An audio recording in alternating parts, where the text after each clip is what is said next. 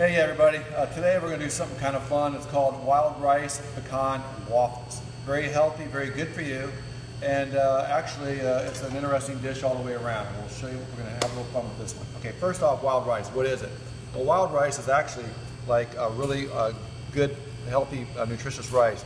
It almost looks like rubber tires cut up, and it kind of tastes like that by itself. The good news is when you cook it, it brings on some nice flavors. It's good to mix it like a waffle deal here because it kind of takes away some of the pungent and kind of the stronger flavors that it possesses. But it'll actually, you'll actually enjoy the flavor. One thing I did want to point out is it's a little bit different cooking this rice. This is a 3-to-1 ratio. It's 3 cups of water to 1 cup of rice. Also takes about 45 minutes to an hour. You'll know when it's done. When it's done, you'll see how the rice is split open. Now it's got different multicolors in it, white, lighter colors. If it's looking like this a half hour into it, it's not done. So you need to make sure that the rice is actually split open and kind of blossom, for lack of a better word. Okay, so that's the finished product. I wanted to show you that. Okay, real simple recipe. We're gonna make a waffle batter. And then just to have some fun, we're going to make chicken and waffles out of that. So how's that, okay? First off, 3 bowls. Dry ingredients first. I've got flour, baking powder, salt. And I want to go ahead and mix them. You always want to do your dries first. That way everything gets mixed properly. If you were to introduce a liquid into this before you mixed it, it may be really tough, particularly like for the baking powder and things like that to activate the batter. Okay, so here's your dry. Now we want to go with the wet. I've got 2 egg yolks, some milk, 2/3 cup, and I have some canola oil in this case. Okay, so we're going to want to mix that as well.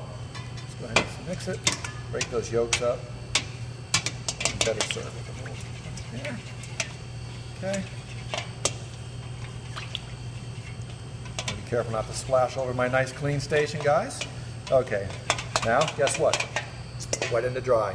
And you don't have to mix the heck out of this. Most batters are a little lumpy, the good ones anyways. I had a friend that had a pancake restaurant. He made all his batters the night before and he barely even stirred them. That was his secret to making a good pancake. So I'm going to go ahead and mix that. Let's see. Kind of fold it in there. All right, I'm not going to get too wild with it because we're going to do a little more action. There we go. Okay. One more time. Last but not least, we're going to do it with the eggs that you separated. You got the stiff white peaks. Now I'm going to tell you right now, I used a mixer for this. You can do this by hand, but it's pretty tough. So I went ahead and used a mixer to get my stiff white peaks. I'm going to fold them in. This will help give a little bit of lift to your batter too, because it tends to be a little heavy and thick without it. So you see how that's kind of almost like how you do a Belgian waffle. The biggest difference here is we're not adding a lot of sugar. Belgian waffles are pretty sweet, as you guys have never had them or made them before. So see how that batter's kind of lightened up there? That looks pretty good. Okay. Last but not least, we're going to fold in a couple of our main ingredients, what the title suggests.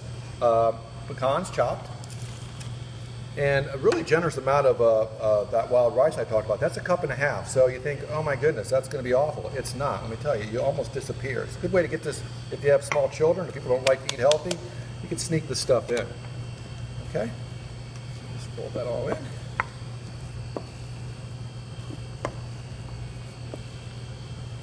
Okay.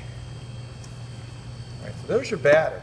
Now, I have a waffle iron there, and I'm going to go ahead and cook these, but just for time constraints, I'm going to show you a finished product that we did a little bit earlier. So I'll set that to the side for right now. And I'm going to show you the full waffle would have came out obviously as a whole waffle. What I did was I separated into 4, so there's 2/4 of the whole. I'm going to put it on a plate. My 2 pecan waffles, you can see in there too. And let me just show you one here real quick.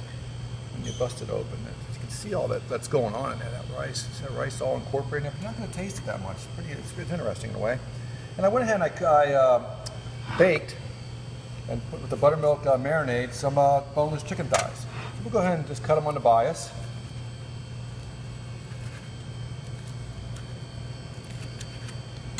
Put them any way you want on here, really. You want to make it look pretty, that's fine. You want to just set them up against it. You want to put more chicken on. I've got more. But just for now, this way. Clean up our mess. And then I made a little bit of a syrup for it. Now you want to go a little more savory with this kind of dish because you've got some kind of, you've got the meat obviously, and then you also have the wild rice, kind of a more of a, not a sweet flavor. But what I did is I put honey, apple cider vinegar, and I used a chili garlic Korean sauce, which is super hot. But with the honey, it's going to make it real nice. So what you got going on here basically is, that chicken, this nice spicy sauce. Put a little bit of that on top. And what you got there, folks, is breakfast, lunch, and or dinner, okay? One of the things you can do with the waffle, there's many things you can do, but this is kind of neat because it's kind of a savory waffle in the first place. So you got the meats and that kind of a savory, sweet, hot syrup on top. It's a nice combination, okay? There you go. That's your pecan and wild rice waffles. Thanks.